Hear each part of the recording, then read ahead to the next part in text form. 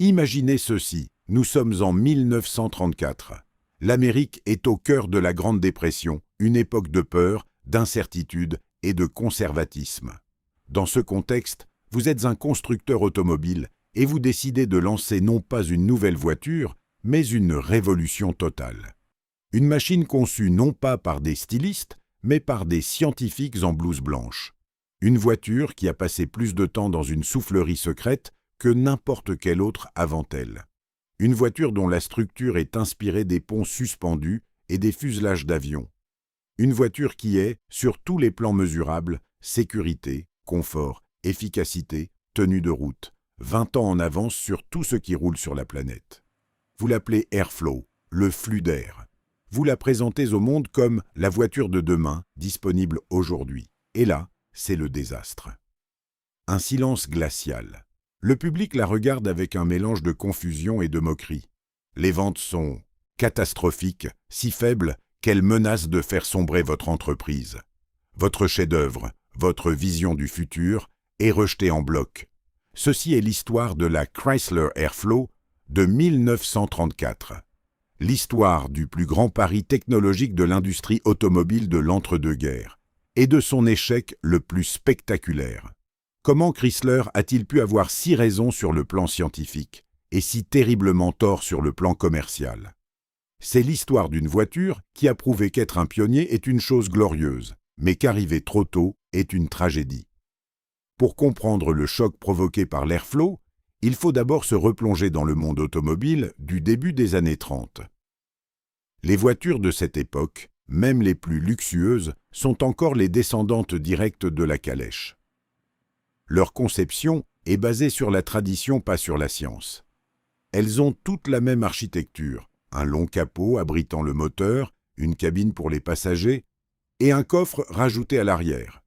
Les ailes sont des éléments séparés, les phares sont des appendices vissés sur la carrosserie et le pare-brise est une plaque de verre presque verticale. Elles sont hautes sur pattes, majestueuses, mais terriblement inefficaces. Leur structure est un châssis en échelle en acier lourd sur lequel on vient poser une carrosserie dont l'armature est encore en bois. Oui, en bois, comme un meuble. En cas d'accident, cette structure offrait à peu près autant de protection qu'une cabane de jardin.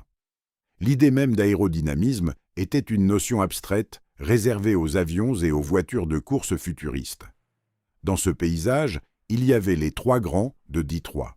General Motors, le géant, était le maître du style et du marketing, vendant le rêve américain à travers des marques comme Cadillac et Buick.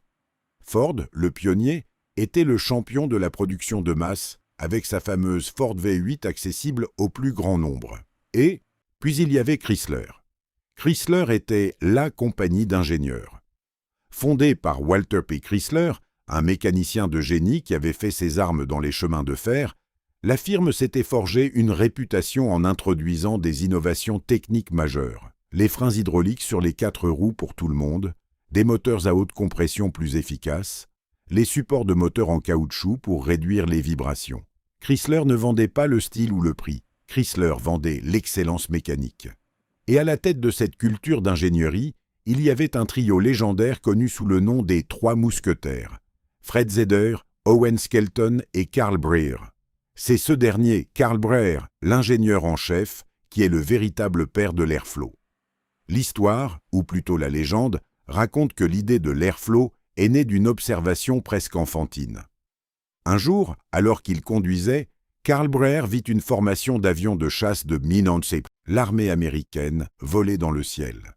Il fut frappé par leur forme pure, effilée, conçue pour fendre l'air avec une efficacité maximale. Puis, il baissa les yeux vers les voitures sur la route, ces boîtes carrées et verticales, et il eut une révélation. Il se dit « Nous faisons tout à l'envers ». Intrigué, il décida de lancer un projet de recherche secret, loin des regards des stylistes et des comptables. Avec l'aide d'Orville Wright, l'un des pionniers de l'aviation, les ingénieurs de Chrysler construisirent la toute première soufflerie à grande échelle de l'industrie automobile américaine. C'était un tunnel en bois et en tôle dans lequel ils pouvaient tester des modèles réduits en argile et visualiser le flux d'air grâce à des filets de fumée. Les résultats de ces tests furent un véritable électrochoc, une remise en question totale de tout ce que l'on pensait savoir sur la conception automobile. La première découverte, la plus choquante, était que les voitures de l'époque étaient plus aérodynamiques, en marche arrière. Leur arrière fuyant et leur avant abrupt comme une falaise étaient l'exact opposé de la forme idéale d'une goutte d'eau. Les phares proéminents, les ailes séparées, les pare-brises verticaux créaient des turbulences monstrueuses, un véritable frein invisible qui gaspillait la puissance du moteur et rendait les voitures bruyantes et instables à haute vitesse. Fort de cette connaissance, Breer et son équipe se mirent au travail, non pas pour redessiner une voiture existante, mais pour en créer une nouvelle à partir d'une feuille blanche, en suivant uniquement les lois de la physique. Leur point de départ fut la forme. Ils sculptèrent une carrosserie lisse, unifiée. La calandre n'était plus une grille verticale, mais une cascade arrondie qui guidait l'air en douceur. Les phares furent intégrés dans la carrosserie. Les ailes avant et arrière furent fusionnées dans le corps de la voiture et les roues arrière furent cachées par des jupes d'ailes. Le pare-brise fut divisé en deux et fortement incliné pour réduire la résistance à l'air. Le résultat était une forme qui réduisait la traînée aérodynamique de près de 50% par rapport à une voiture conventionnelle. C'était une révolution silencieuse, mais l'aérodynamisme n'était que la partie visible de l'iceberg. Pour obtenir cette forme, les ingénieurs durent réinventer complètement la structure de la voiture. La vieille méthode du châssis en échelle, avec une carrosserie en bois et en tôle posée dessus, ne fonctionnait plus. Ils conçurent donc ce qu'ils appelèrent une structure bridge-truss, inspirée des fermes de pont et des structures d'avion. C'était, en substance, l'ancêtre de la carrosserie monocoque moderne, une cage de sécurité en acier, entièrement soudée, qui intégrait le châssis et la carrosserie en une seule et même unité rigide. Cette structure était non seulement beaucoup plus légère qu'une construction traditionnelle, mais elle était aussi infiniment plus solide et plus sûre en cas de collision. Pour le prouver, Chrysler réalisa une démonstration publicitaire devenue légendaire. Ils poussèrent une Airflow du haut d'une falaise de 30 mètres. La voiture atterrit sur ses roues, lourdement endommagée, mais la structure de l'habitacle était intacte et les portes s'ouvraient encore. Ils remirent de l'essence et le moteur démarra. Essayez de faire ça avec une voiture à armature en bois. Cette nouvelle structure rigide permit une troisième innovation, peut-être la plus importante pour le conducteur, une révolution du confort. Dans les voitures des années 30, les passagers étaient assis directement au-dessus de l'essieu, arrière. Ils subissaient donc chaque bosse et chaque imperfection de la route comme s'ils étaient sur une charrette. Les ingénieurs de l'Airflow ont eu une idée de génie. Grâce à la nouvelle structure, ils ont pu avancer le moteur de 50 cm, le plaçant directement au-dessus des roues avant. Cela a libéré de l'espace et leur a permis de déplacer tout l'habitacle vers l'avant.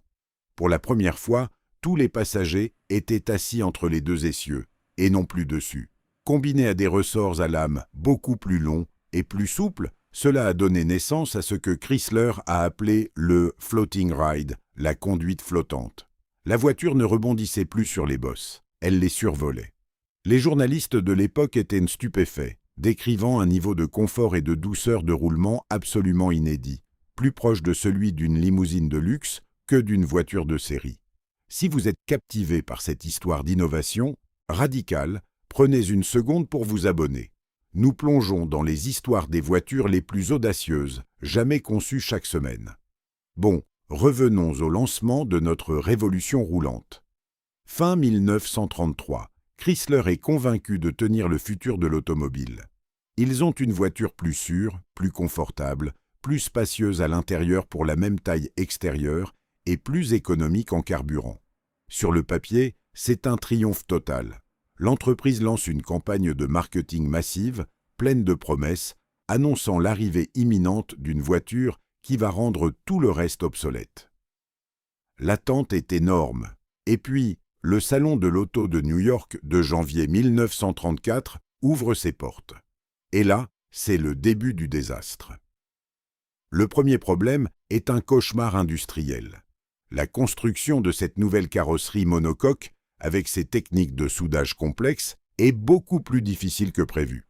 Les chaînes de production n'arrivent pas à suivre. Les problèmes de qualité s'accumulent. La production est retardée de plusieurs mois. Les concessionnaires, qui avaient promis des voitures à des clients impatients, se retrouvent avec des showrooms vides. Pire encore, les premiers modèles qui sortent enfin d'usine souffrent de défauts de jeunesse, notamment des problèmes de moteur qui n'ont rien à voir avec le design de l'Airflow, mais qui ternissent immédiatement sa réputation. Pendant ces retards, les concurrents, terrifiés par l'avance technologique de Chrysler, lancent une campagne de rumeurs et de désinformation. Des histoires circulent, disant que cette nouvelle carrosserie tout en acier est dangereuse, qu'elle va se déformer comme une boîte de conserve au moindre choc. C'est le monde à l'envers, mais dans un public qui ne comprend rien à cette nouvelle technologie, la peur s'installe. Mais le coup de grâce, le véritable rejet, vient du public lui-même. Quand les Américains découvrent enfin l'Airflow, ils ne voient pas le futur. Ils voient une voiture étrange, laide. L'esthétique des années 30 valorisait les longs capots, symboles de puissance, les calandres droites et fières, les lignes nettes. L'Airflow, avec son nez court et arrondi, sa silhouette unifiée, leur semble obèse, pataude, comme si elle avait été gonflée. Les critiques de l'époque sont cruelles. On la compare à une baignoire retournée, à un scarabée obèse. La fameuse calandre en cascade est particulièrement détestée. Le public n'était tout simplement pas prêt pour une forme dictée par la fonction. Il voulait de la beauté traditionnelle, pas de l'efficacité scientifique. Chrysler a commis une erreur de marketing fondamentale. Ils ont vendu la science, pas les bénéfices. Leur publicité parlait de coefficient de traînée et de répartition des masses. Mais les gens n'achètent pas un coefficient de traînée. Ils achètent une voiture silencieuse. Ils n'achètent pas une répartition des masses. Ils achètent une voiture confortable qui ne les secoue pas sur les mauvaises routes.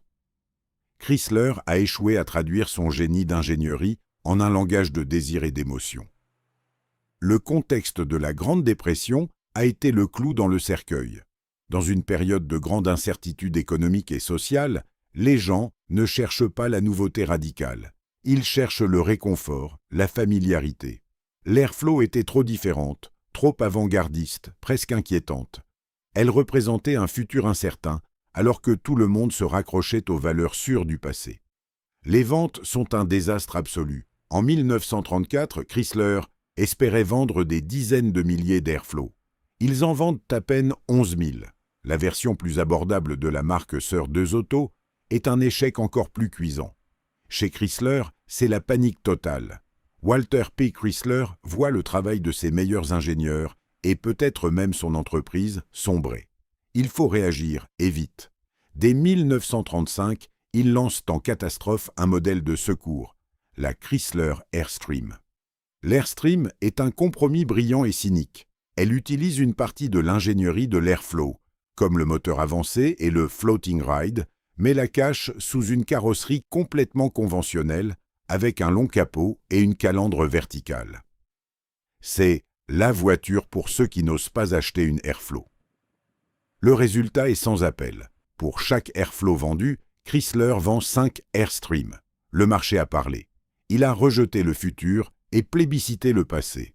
L'Airflow survivra péniblement jusqu'en 1937, avec des retouches esthétiques désespérées chaque année pour essayer de la rendre plus normale, trahissant sa pureté originelle. Mais rien n'y fait. Le premier grand chapitre de l'automobile aérodynamique se ferme sur un échec commercial retentissant. Alors, quel est l'héritage de ce magnifique désastre? À court terme, l'Airflow a été une catastrophe qui a failli coûter la vie à Chrysler et qui a rendu l'industrie automobile américaine incroyablement frileuse pendant près de 20 ans. Toute innovation radicale était désormais vue avec une méfiance extrême. Mais à long terme, l'Airflow a gagné. Absolument toutes les innovations qu'elle a introduites sont devenues, des décennies plus tard, la norme universelle. D'autres designers, plus habiles, ont immédiatement compris la pertinence des principes de l'Airflow, mais ils ont su les enrober dans un style plus acceptable. La sublime Lincoln Zephyr de 1936, souvent citée comme l'une des plus belles voitures américaines, est une copie stylistique des leçons de l'Airflow, mais rendue plus élégante et plus désirable. En Europe, la Peugeot 402 Fuso Sochaux et la fameuse Tatra T77 tchèque ont suivi une voie similaire, prouvant que l'aérodynamisme était bien l'avenir. Après la Seconde Guerre mondiale, toutes les voitures ont commencé à ressembler, de loin, à l'Airflow. La carrosserie monocoque est devenue la norme absolue pour sa sécurité et sa légèreté. Le design ponton, où les ailes sont intégrées au corps de la voiture, a remplacé les vieilles carrosseries à ailes séparées.